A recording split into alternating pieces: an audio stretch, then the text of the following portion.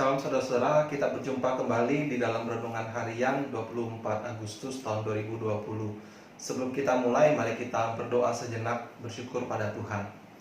Terima kasih Tuhan karena Engkau memimpin kami sepanjang hidup kami sampai hari ini, dan kami bersyukur untuk hari baru yang Tuhan berikan kepada kami. Kami akan mempelajari firman Tuhan, kiranya Tuhan berbicara kepada kami lewat firman-Mu dan lewat lidah perkataan hamba-Mu. Berkati kami Tuhan untuk bisa memahami dan kemudian juga untuk melihat kepentingannya di dalam kehidupan kami. Di dalam nama Tuhan Yesus kami berserah. Amin. Nah saudara-saudara, renungan harian hari ini saya beri judul, Saudaraku, ingatlah Alkitab berkata, tidak semua orang mati, rest in peace. Rest in peace atau disingkat RIP atau RIP adalah kata-kata yang populer diucapkan atau dituliskan di saat ada seseorang meninggal dunia. Sebuah harapan atau pernyataan bahwa orang yang sudah meninggal itu sekarang berada di tempat yang lebih baik dari dunia ini, dan karena itu dia sedang beristirahat dalam damai. Tetapi benarkah demikian? Saudara-saudara, seringkali saya sebagai hamba Tuhan, saya merasa ada tekanan untuk menghibur keluarga yang berduka di saat ada seseorang yang meninggal. Apalagi bila orang yang meninggal itu mengalami kesusahan selama hidupnya, atau keluarga nampak begitu berduka atas kepergian orang yang mereka kasihi, sehingga kata-kata yang manis untuk menghibur itu menjadi prioritas. Memang itu betul saudara-saudara. Apalagi kalau kita mengingat bahwa di saat hari pemakaman seseorang, maka biasanya kita akan memaafkan semua kesalahan yang pernah dilakukan oleh orang yang sudah meninggal itu. Dan itu benar.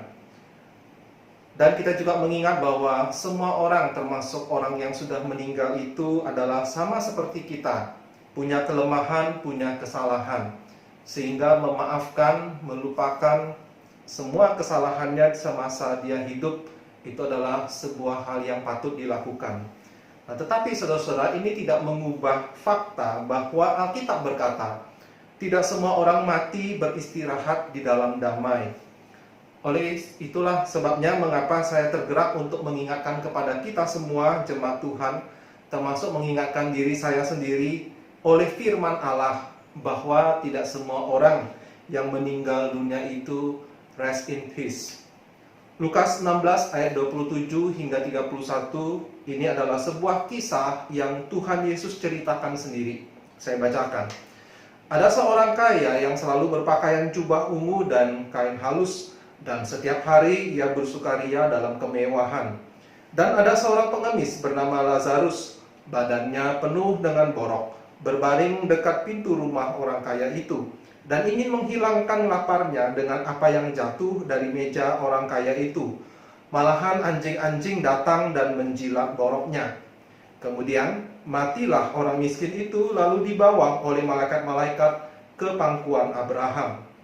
Orang kaya itu juga mati lalu dikubur, dan sementara ia menderita sengsara di alam maut, ia memandang ke atas, dan dari jauh dilihatnya Abraham dan Lazarus duduk di pangkuannya. Lalu ia berseru katanya, Bapak Abraham, kasihanilah aku, suruhlah Lazarus supaya ia mencelupkan ujung jarinya ke dalam air dan menyejukkan lidahku, sebab aku sangat kesakitan dalam nyala api ini. Tetapi Abraham berkata, Anak, ingatlah bahwa engkau telah menerima segala yang baik sewaktu hidupmu, sedangkan Lazarus segala yang buruk. Sekarang ia mendapat hiburan dan engkau sangat menderita. Selain daripada itu, di antara kami dan engkau terbentang jurang yang tak terseberangi, supaya mereka yang mau pergi dari sini kepadamu, ataupun mereka yang mau datang dari situ kepada kami, tidak dapat menyeberang. Kata orang itu, kalau demikian aku minta kepadamu Bapa, supaya engkau menyuruh dia ke rumah ayahku, sebab masih ada 5 saudaraku, supaya ia memperingati mereka dengan sungguh-sungguh, agar mereka jangan masuk kelak ke dalam tempat penderitaan ini. Tetapi kata Abraham, ada pada mereka kesaksian Musa dan para nabi. Baiklah mereka mendengarkan kesaksian itu. Jawab orang itu, tidak Bapak Abraham, Tetapi jika ada seseorang yang datang dari antara orang mati kepada mereka, mereka akan bertobat. Kata Abraham kepadanya, jika mereka tidak mendengarkan kesaksian Musa dan para nabi, mereka tidak juga akan mau diyakinkan, sekalipun oleh seorang yang bangkit dari antara orang mati. Nah, saudara-saudara, ini adalah salah satu ayat yang selalu menghantui saya setiap kali ada pengumuman dari masjid ada seseorang yang meninggal dunia, atau saat melihat berita kematian di televisi, di berita internet, atau bahkan di antara jemaat gereja kita. Apakah mereka yang meninggal itu rest in peace, atau mereka tidak akan bisa istirahat sama sekali? Memang saudara-saudara, ada perdebatan di antara para ahli Alkitab tentang apakah cerita yang Yesus ceritakan ini adalah kejadian yang sebenarnya, ataukah ini hanyalah sebuah kisah imajinasi Yesus untuk mengajarkan tentang kehidupan setelah kematian. Artinya, tokoh dan peristiwa di dalamnya hanyalah fiktif belaka. Nah, saudara-saudara, entahkah si orang kaya dan Lazarus ini adalah kisah nyata yang Yesus ceritakan, sebab dia adalah Allah yang maha tahu segala peristiwa di dunia ini dan segala peristiwa yang terjadi di akhirat, ataukah ini hanyalah tokoh fiktif? Ya, maksud saya Lazarus itu tidak betul-betul ada. Ini tidak terlalu mempengaruhi inti dari kisah yang Yesus ceritakan.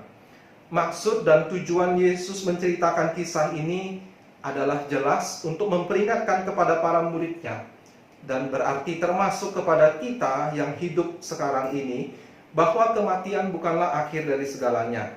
Malah kematian adalah titik permulaan sesuatu yang lebih besar, lebih lama, lebih nyata dari kenyataan yang kita hadapi sekarang ini, yaitu entahkah kita beristirahat bersama dengan semua orang benar di hadirat Allah, ataukah kita akan tersiksa tanpa istirahat jauh dari hadirat Tuhan.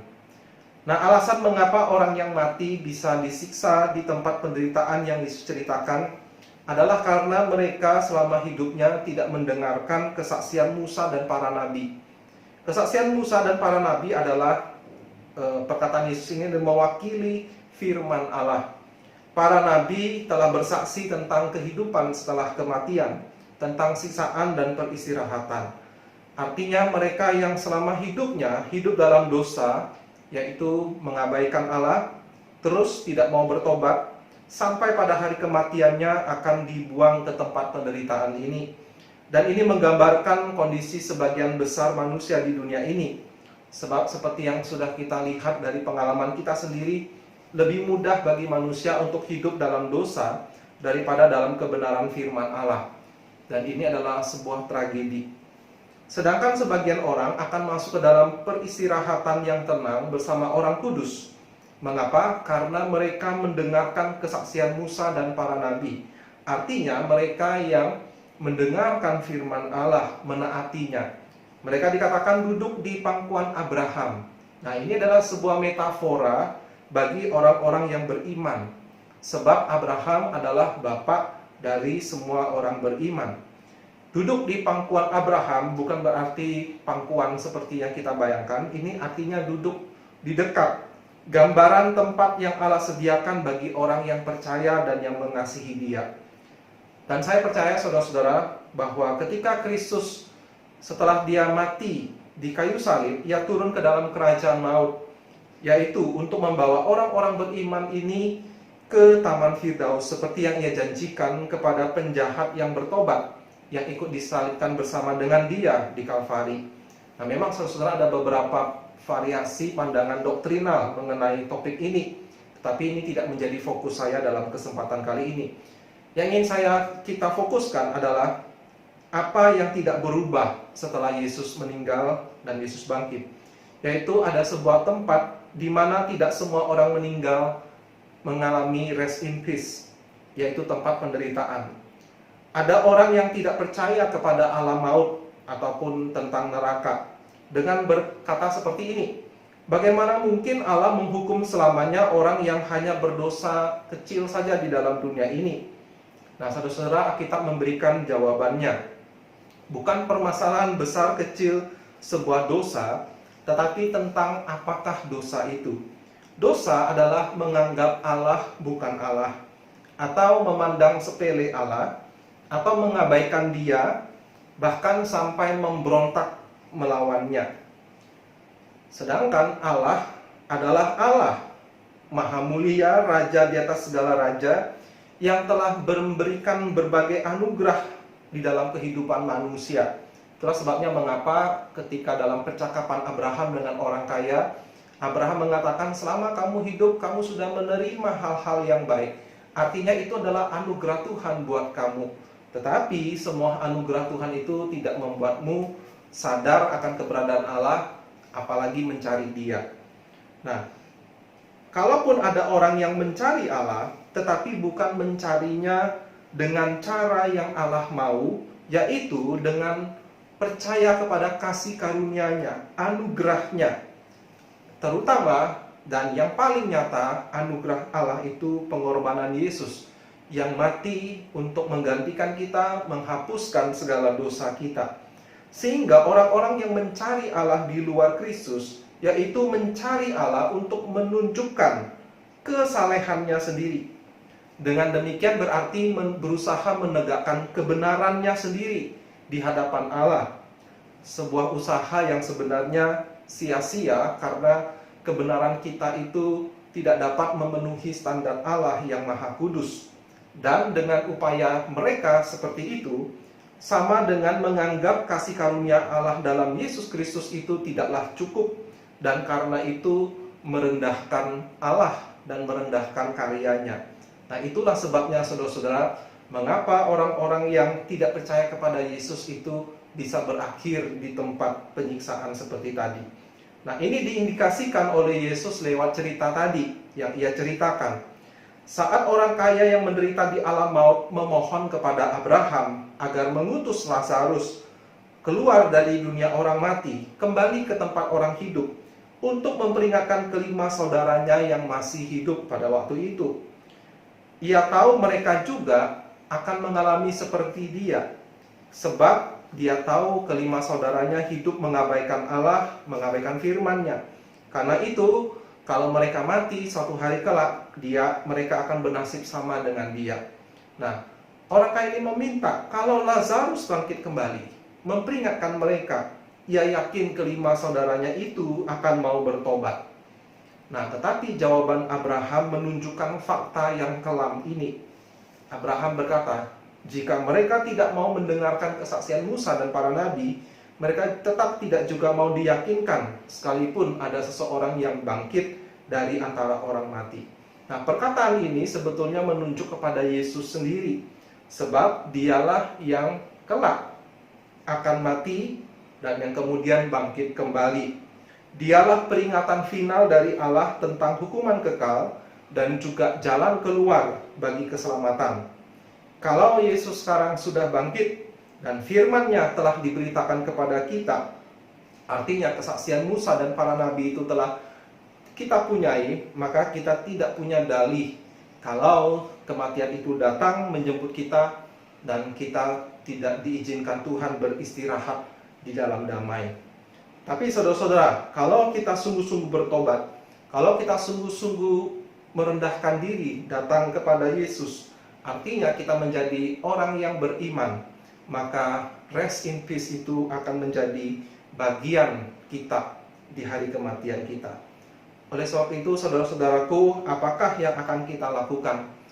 Baiklah, kita yang sudah percaya, kita bersyukur, dan kita juga mau bersaksi kepada orang-orang yang hidupnya dalam kesusahan dan mereka masih belum mengenal Tuhan Yesus.